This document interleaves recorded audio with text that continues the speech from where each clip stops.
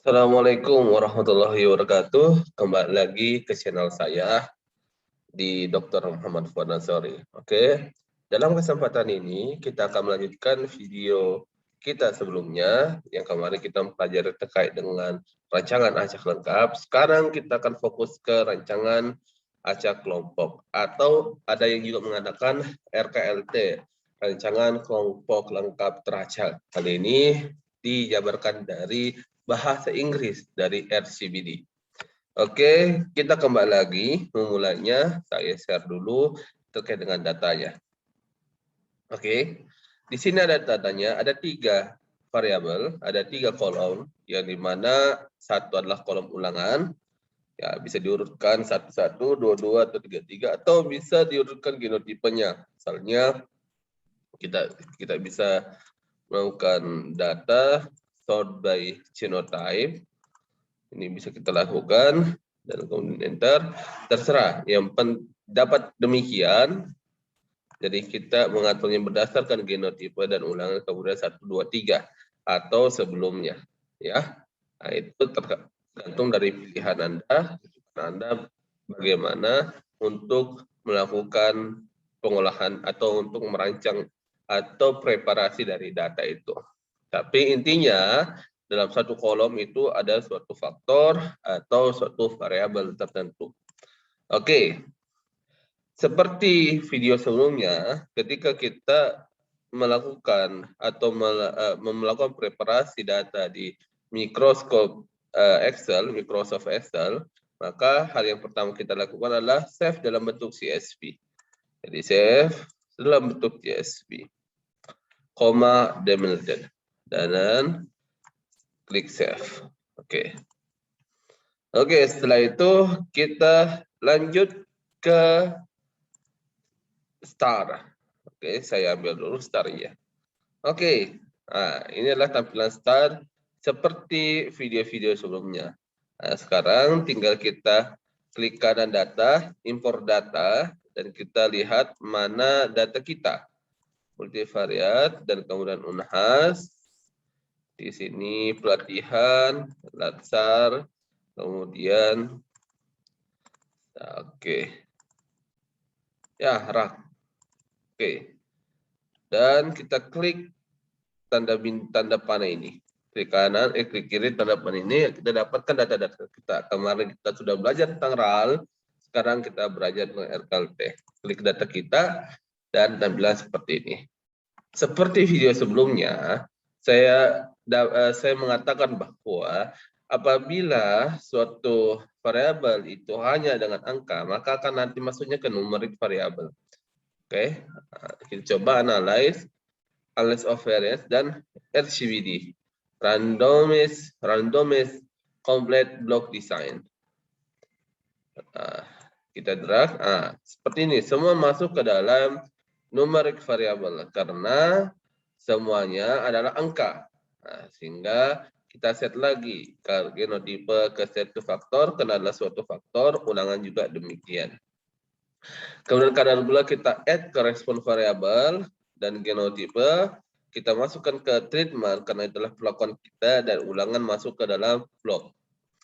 Seperti video sebelumnya, kita klik option dan kita klik Sapir-Wheel untuk tes normality dan Bartlett test. Boleh juga deskriptif statistiknya boleh, silakan. Setelah itu kita klik OK. Nah, inilah datanya. Data dari analis kita. Jadi ini deskripsinya, genotipe ada berapa, levelnya dan lainnya.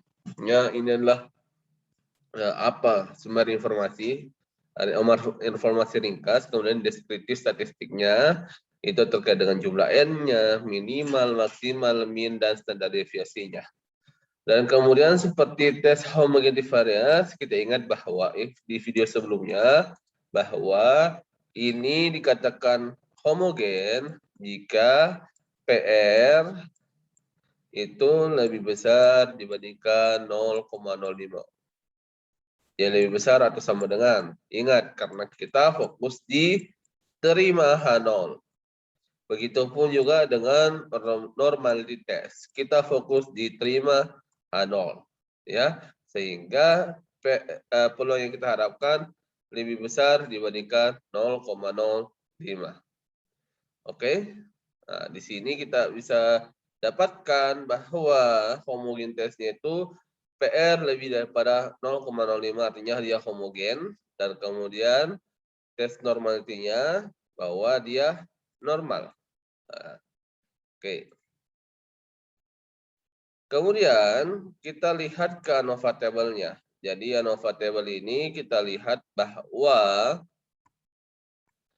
bahwa saya hapus dulu yang ini. Oke. Dan draw. Oke. Di sini kita lihat bahwa untuk variabel untuk ragam atau sumber keragaman ulangan itu ternyata 0,2615. Ingat, di ANOVA table kita itu fokus di H1, terima H1 atau tolak H0, di mana syarat H1 itu diterima jika PR ini kurang daripada 0,05 dan lebih sama dengan dari 0,01. Maka kita beri bintang 1. Apabila PR ini lebih kecil dibandingkan 0,01, maka berikan bintang 2. Oke. Di sini untuk keragaman ulangan, sumber keragaman ulangan ternyata PR-nya lebih besar di 0,2615, artinya lebih besar dibandingkan 0,05, sehingga dapat kita katakan bahwa tidak adanya perbedaan antar ulangan. Ulangan yang kita set 3 tersebut tidak memiliki perbedaan. Kemudian di genotipe itu signifikan di bawah daripada 0,01 sehingga kita bisa berikan bintang 2. Nah, ketika ulangan tersebut tidak signifikan, itu menandakan bahwa rancangan yang kita gunakan, ulangan antar ulangan itu tidak memiliki perbedaan yang signifikan, artinya tidak terlalu berbeda jauh, sehingga bisa kita gunakan konsep oral sebenarnya. Namun kenapa RKLT menjadi sangat penting? Karena seperti definisi di kuliah bahwa ketika kita meningkatkan atau merubah atau mengkompleskan suatu rancangan lingkungan, maka kita akan membagi galat kita menjadi lebih kecil. Ketika galat lebih kecil, maka peluang variabel kita, peluang ragam kita, sumber keragaman kita untuk signifikan, maka semakin tinggi. Jadi peluang ragam atau sumber keragaman genotipe akan semakin tinggi bila ragam galat tersebut dipecah menjadi ulangan. Oleh sebab itu, walaupun dalam kesempatan ini tidak berbeda nyata, tapi karena konsep awalnya adalah rag, maka kita tetap gunakan rag. Walaupun bila dianalisis, RAL pun juga bisa digunakan karena galat atau perbedaan antar setiap ulangan itu tidak terlalu besar atau tidak nyata.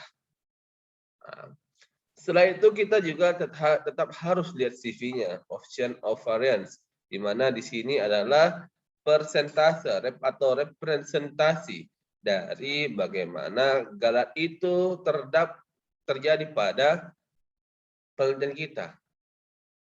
Bagaimana pengaruh galat itu mempengaruhi penelitian kita. Semakin tinggi CV, semakin besar perbedaan atau galat yang dihasilkan di penelitian kita.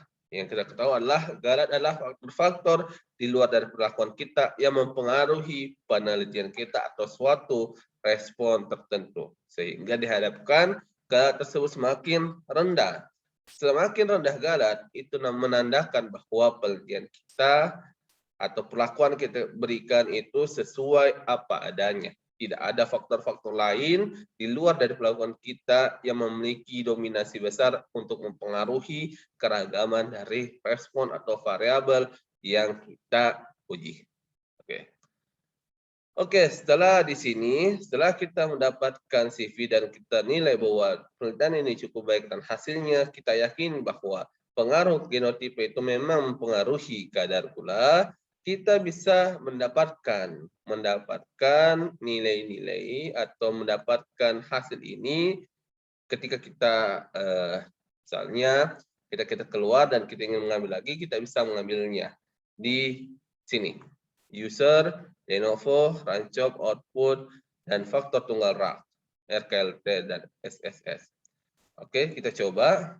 Jadi saya perlihatkan bagaimana kita mengambilnya. Jadi lihat di bagian atas dari start tersebut. Saya share mungkin ini. Oke. Tadi itu di C, kemudian user, Lenovo, dan kemudian kita ambil Rancop. Nah, ini di sini ada beberapa pilihan folder, ada data dan output. Apabila kita ingin mengambil output yang tadi, maka klik output. Nah, di sini ada dua. Ini adalah run yang kita lakukan kemarin, dan ini adalah RKLT. Ya, ini atau rak. Ya, RKLT di sini adalah outputnya. Kita klik. Nah, ini adalah output yang ada di start. Oke. Nah, kemudian di sini juga ini dekat dengan box plotnya. Kita bisa lihat box plotnya. Kemudian residual data adalah residu dari data yang kita gunakan. Jadi ada residu yang tidak bisa teridentifikasi ketika dilakukan analisis. Oke. Oke, saya stop share lagi. Kemudian, bagaimana caranya?